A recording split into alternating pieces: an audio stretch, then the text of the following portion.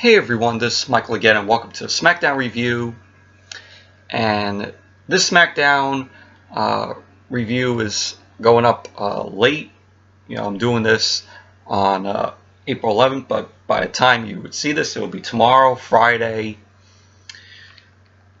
But sorry for the late SmackDown review. I've been working on Tuesday nights. That's why I haven't gotten a review for you all after SmackDown ends on Tuesdays. So I think this is going to be the case. I'm going to have a SmackDown review late, maybe on like Thursday or Friday, but who knows, depending on my work schedule. But this was a SmackDown after WrestleMania. It was at the Barclays Center, of course, in Brooklyn, here in New York. And this SmackDown, if you all thought Raw was very underwhelming and shitty, SmackDown did know better. SmackDown after WrestleMania, this show also was very underwhelming and pretty much terrible. It was a terrible show. All the matches on the SmackDown were tag team matches. That's what it basically was. I'm like, did Teddy Long book this show?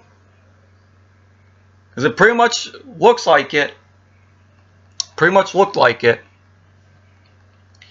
WWE took the lazy way and made SmackDown very underwhelming. And they couldn't give us anything, decent or enjoyable. But like I said, every single match was tag team matches. Yes, we had 2 6-man tag team matches on this show.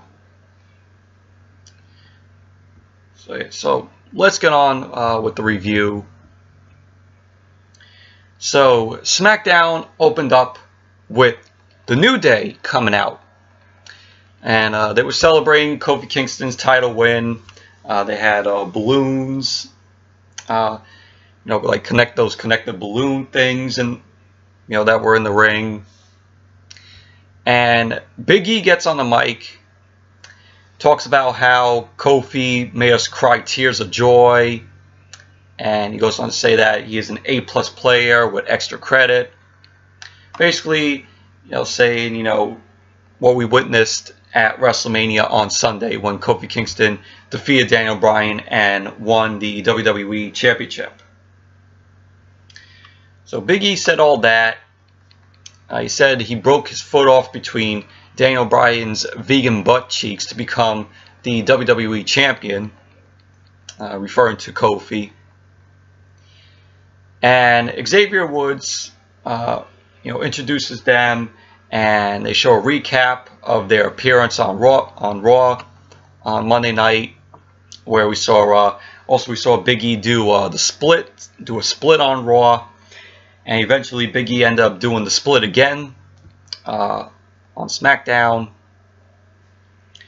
He goes on to talk about how Kofi Kingston was on track to become a double champion. We saw the winner takes all match that happened on Raw, but eventually it was a disqualification because of Cesaro and Sheamus. And then they had the tag team match, which was the main event of Raw this past week. And Xavier ends up talking about how meeting Kofi, and goes on to say it was like meeting one of his heroes. Big E also says that they came together to reshape the culture and change history. And that's exactly what happened on Sunday at WrestleMania. And Xavier Woods says on behalf of them and every single person in the WWE Universe, they congratulated Kofi Kingston. And so Kofi gets on the mic and says, "This is an impossible moment." He says, this all wasn't in the script, and it wasn't supposed to happen. and then he also gives a shout out to his family who are sitting the front row. He ends up introducing his family, his sons, and also his wife. And he goes on to say that they inspire him to be the best he can be, and they've supported him unconditionally. And Kofi ends up saying that he loves them so much. And so then we had Cesaro and Sheamus end up coming out. Sheamus says to Kofi that he owes them a big break. I mean, a big thank you. After both Cesaro and Sheamus saved him on Monday. And Cesaro says Seth was mopping the floor with Kofi. And if it wasn't for them saving Kofi and the main event of Raw, Seth Rollins would have had his championship. Would have had the WWE Championship. And so Sheamus tells the crowd to shut up, because the crowd was chanting, shut the fuck up. The Brooklyn crowd, they're so crazy. So Sheamus, like I said, Sheamus ends up telling the crowd to shut up so the New Day could hear. And he explains that he nearly lost, not because that Kofi ended up nearly losing, not because he's a B+ player, but because the New Day weren't there. And so Cesaro wants to have a 6-man tag team match. And Big E ends up saying, fine, but there's only 2 of them. And so Cesaro and Sheamus say, that their math isn't off, because Big E said, I think your math is off. But Cesaro and Sheamus say, their math isn't off, because they met a friend while they were on Raw. And who was that person? That person was Drew McIntyre. So Drew McIntyre ended up coming out. And so Drew McIntyre is the third person with Cesaro and Sheamus. They get to take on the New Day later on, which was the main event. So, all in all, it was a decent opening to SmackDown. Then we have the first match, 6-man tag team match. The first 6-man tag team match tonight. On Tuesday night. It was Aleister Black, Ricochet, and Mustafa Ali. I'm not calling him Ali, as what WWE is now calling him. Always gonna say Mustafa Ali. Same with Andrade, Cien, Almas. WWE calls him Andrade, just Andrade. I'm calling him by how his name originally was.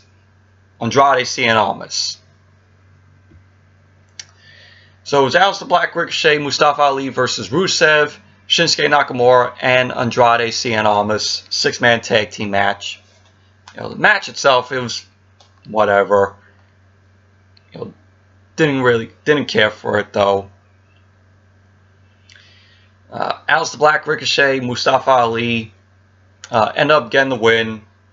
Mustafa Ali ended up hitting the 450 on Andrade, which I think is was the wrong person to do it to, because it's another match that Andrade took the pinfall for.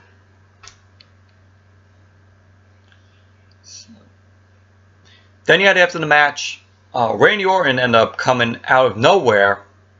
He ended up hitting a RKO to Mustafa Ali. And then Rusev was in the ring. He was trying to kick out Mustafa Ali. But Kevin Owens also ends up coming out of nowhere. He ends up hitting a stunner to Rusev. Rusev ended up flying back, which was funny. I like how how funny Rusev ends up selling the stunner. But you know, it's funny how the way Rusev sells it. Oh yeah, well, the match itself is a 6-man tag team match. It was whatever.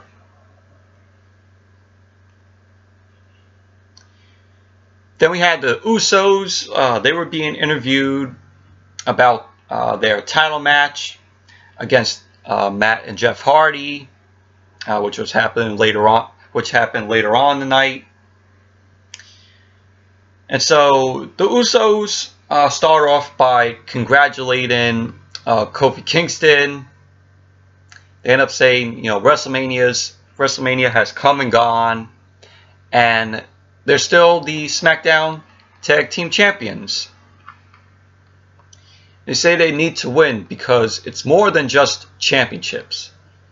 It's about proving who's the best tag team in WWE history. Well, let me rephrase that. It's about proving who's the best tag team in WWE history. You know, the best tag team in WWE history is. Sorry, I got my notes all mixed up here. So I apologize for that. And so the Usos end up welcoming Matt and Jeff Hardy to the Uso Penitentiary. So it's a little interview with the Usos. Then we had R-Truth and Carmella. They were in the ring. R-Truth ends up talking about Becky Lynch's victory in the main event of WrestleMania, where she is now, you know, the Raw and SmackDown Women's Champion. And, you know, Carmella, you know, does the same. She ends up talking about Kofi Kingston's WWE Championship victory at WrestleMania. And they end up saying not only was there the world's largest dance break on the show, but, you know, Carmella defeated Andre the Giant in a Royal Rumble, which, you know, technically it was just a women's battle royal at WrestleMania. So it was funny when Truth said Andre the Giant, you know, Carmella defeated Andre the Giant in a Royal Rumble. That was funny. Sorry about that. But as I was saying, Truth ended up saying Carmella defeated Andre the Giant in a Royal Rumble. But Carmella ended up correcting him. And so Carmella ends up talking about how she cashed in her Money in the Bank briefcase a year ago. And she says in the time since she's found a friend. And she thanks R-Truth for his support, you know, before saying, you know, this is just the first step, and that she sees big things in her future. And so out comes Samoa Joe. Samoa Joe comes out, gets in the ring. He ends up shoving R-Truth away. And Truth is just going at Samoa Joe. But Joe ends up locking in the Coquina Clutch on R-Truth. R-Truth ends up passing out. And then Joe ends up getting on the mic. He ends up talking about how he choked Rey Mysterio out in less than 60 seconds. And he says that he might do the same to any other superstar. And so out comes, surprisingly, Braun Strowman. Yes, Braun Strowman was on SmackDown. And I guess, you know, the reason why, you know, they're possibly doing this, where we had Cesaro and Sheamus on Raw, and how Braun Strowman shows up on SmackDown, is because next week it's going to be the Superstar Shakeup. It's going to start on Raw and then on SmackDown of next week.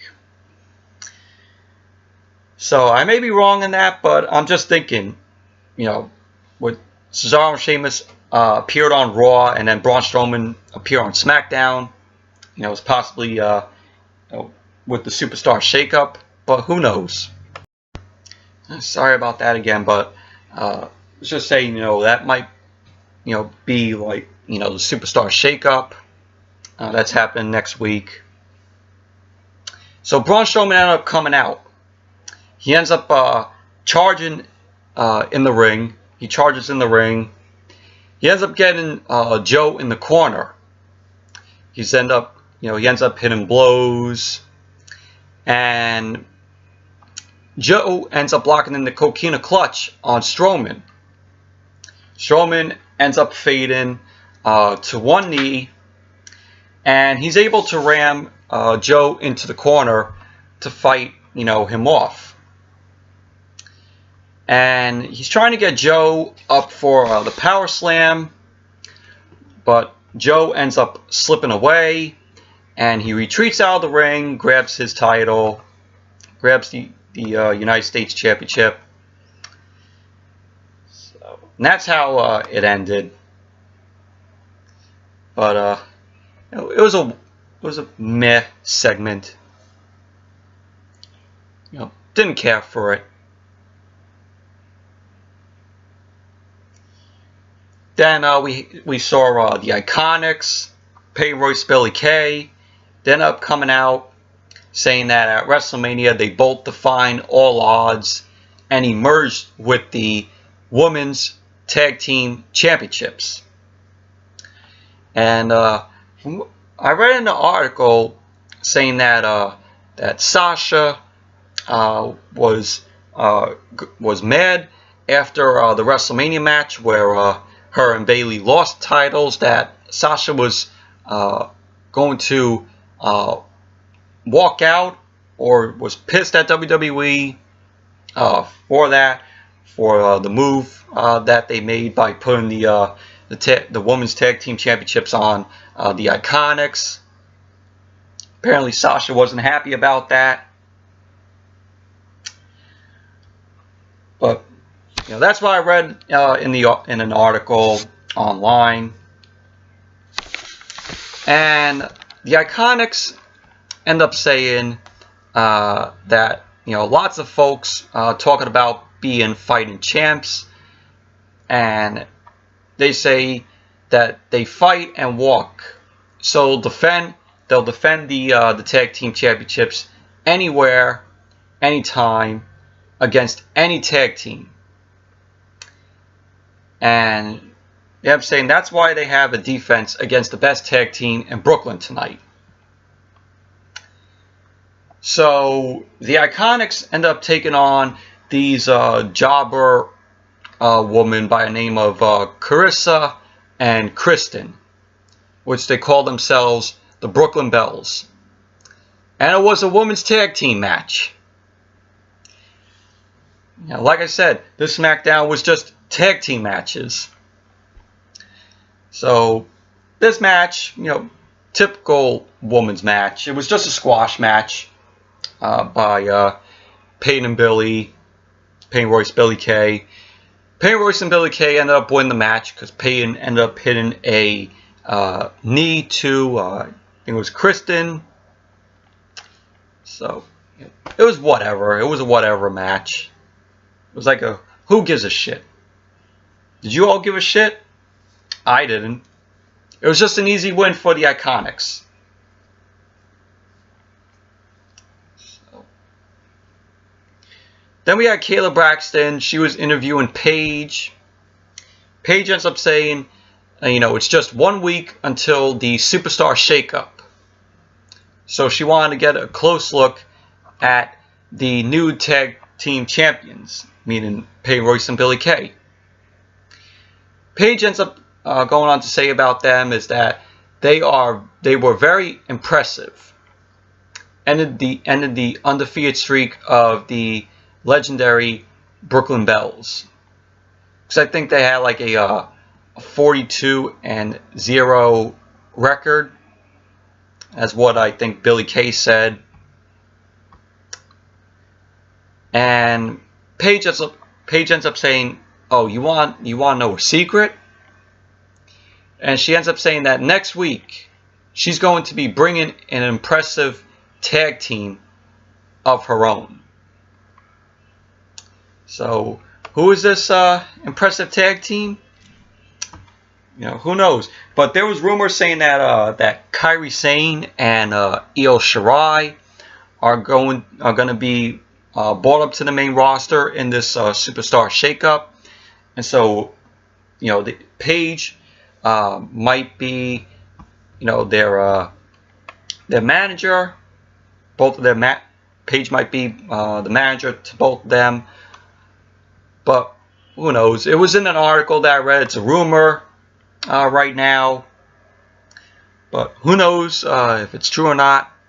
We just have to wait until next week. But that's what I've read and that's what I've heard. So, it was just a little interview with Paige.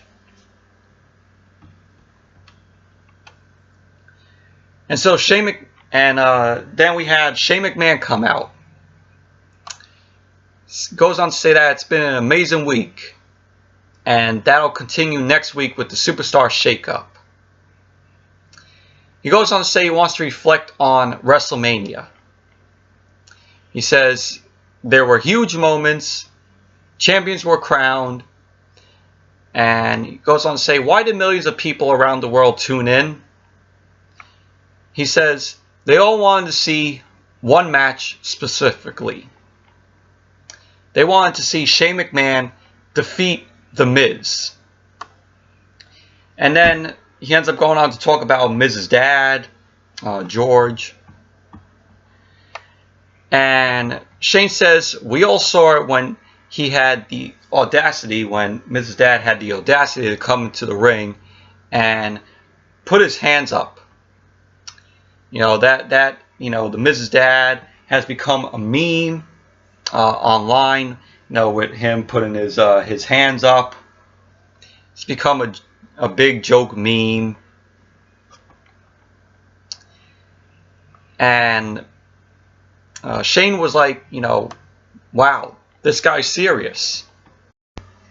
Sorry about that again, but as I was saying, Shane was like, wow, this guy's serious. And, he says George ended up hitting him in the eye, which Shane had a little black eye. And he said he had to defend himself. And that's why he put George in the ground. Shane goes on to say, as far as he's concerned, that 60-year-old baked potato face and his son got what they had coming to them. He goes on to say they both found out that he is what he says he is. And that is the best in the world. And so we hear the crowd start chanting CM Punk, of course. And Shane ends up addressing Greg Hamilton, the SmackDown ring announcer Greg Hamilton, as always, about his intro. And he says he feels like Greg got kind of stuck, and he wants to know what's going on. Greg Hamilton says to Shane that when he got to the arena, he was threatened by several fans that if he gave him his intro, something bad would happen. And Shane says he has to understand that this is the best city in the world. And why? It's because the best in the world lives here.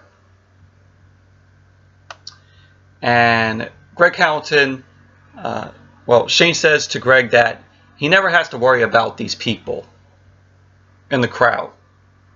And that he has to worry about the one standing right in front of him, which is Shane. So Shane ends up grabbing Greg Hamilton by his tie, and he starts berating him. And he just wants Shane just wants Greg to give him a good intro, and he does this a very few times, a lot of times. Shane ends up saying that his that Greg Hamilton's intros for him aren't good, and so Shane ends up dragging Greg Hamilton out of the ring by his tie, and he's telling him that he's choking, and insisting he do it over and over, and that's still not good enough. And so Greg Hamilton does it again. Then we see Shane is happy about it. He's happy with Greg Hamilton's performance, letting him get back to work. And that's how the segment ended, but it was whatever. Didn't care for the segment. Nothing great about this segment. So then we had Matt and Jeff Hardy versus the Usos. Tag team match for the SmackDown Tag Team Championships. And this was a entertaining match. It was back and forth between them. Matt and Jeff Hardy, always entertaining. Usos, any match the Usos are in with a great tag team, it's going to be a enjoyable, good match. But at the end of the match, Matt Hardy ended up hitting the Twist of Fate on Jimmy Uso. Then Jeff Hardy went to the top. Jeff Hardy ended up hitting the Swanton Bomb on Jimmy Uso. Went for the pin. And so Matt and Jeff Hardy are the new SmackDown Tag Team Champions.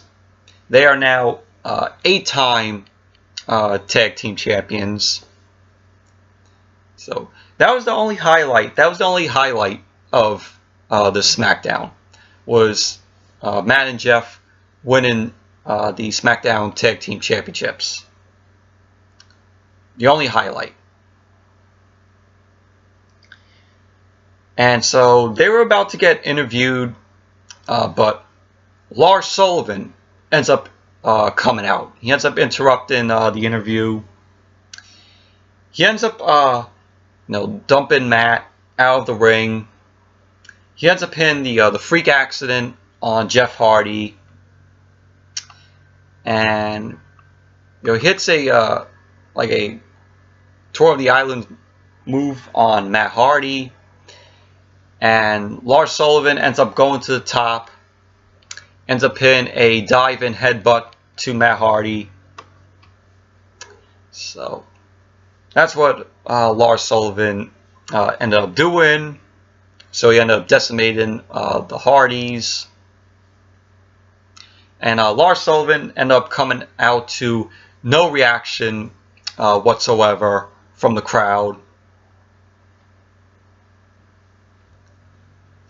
But all in all, the Hardys versus the Usos, it was a decent match. It was entertaining. And like I said, the Hardys winning the SmackDown Tag Team Championships was the only highlight of the SmackDown.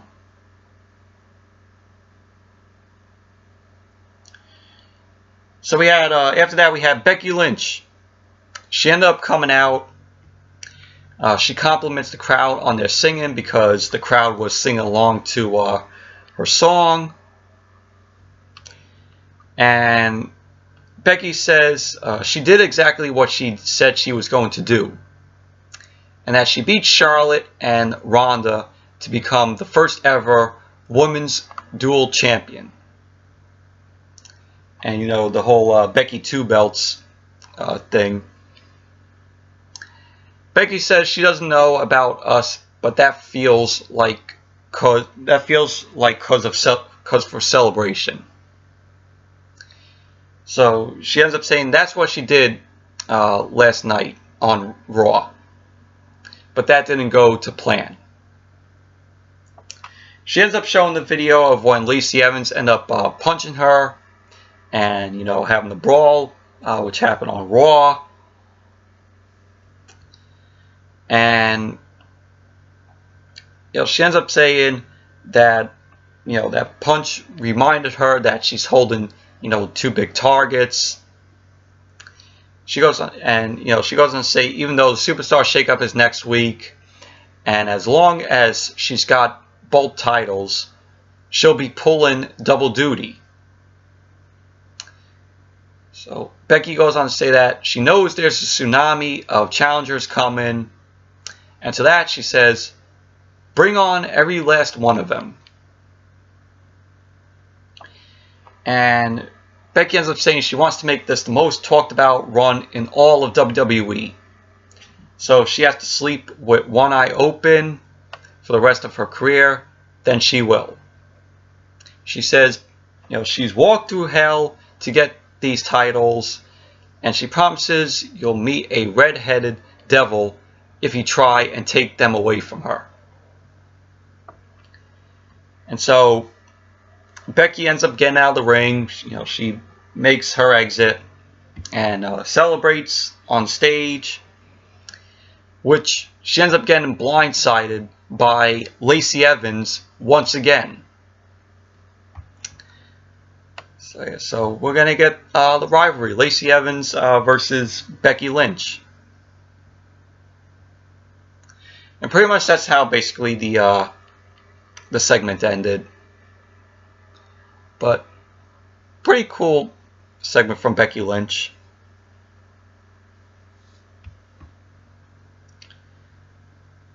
Then we had the main event. It was the New Day versus Cesaro and Sheamus and Drew McIntyre 6-man tag team match. And then when before the match even started, Sami Zayn ends up coming out, makes his entrance, and the crowd was singing along to his song. And he gets on the mic and says, "Oh, we're not worth it." And then he makes his way back, backstage. So I'm like, okay, that was random, with Sami Zayn coming out. And then the match got underway. Match itself, it was okay. Nothing great, nothing special. So, but the New Day ended up getting the win. Kofi Kingston ended up hitting the Trouble in Paradise on Sheamus to score the win. So the New Day wins. And, after the match, we saw Kofi's family ended up coming into the ring. They were celebrating. And that's how SmackDown ended. So, but very underwhelming SmackDown. Just the same as Raw. So, but the only part of SmackDown that was worthwhile, was the highlight, was Matt and Jeff winning the SmackDown Tag Team Championships. That was it. Everything else, meh. So anyways, that's it for the SmackDown review. Thank you all for watching. Hope you all enjoyed this review. And definitely give this video a thumbs up, comment, subscribe. And I can't wait to see what the Superstar Shakeup brings next week.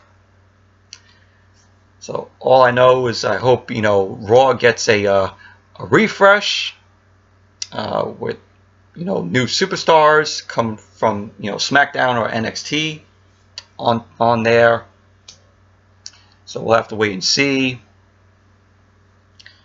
So, and the next video that I will do is, it will be a movie review on Shazam, because I did get to see the movie on Tuesday, so there will be a review on that. So anyways, that's it for this video. Thank you all for watching, and until the next video, which will be the Shazam movie review, I'll see you all later.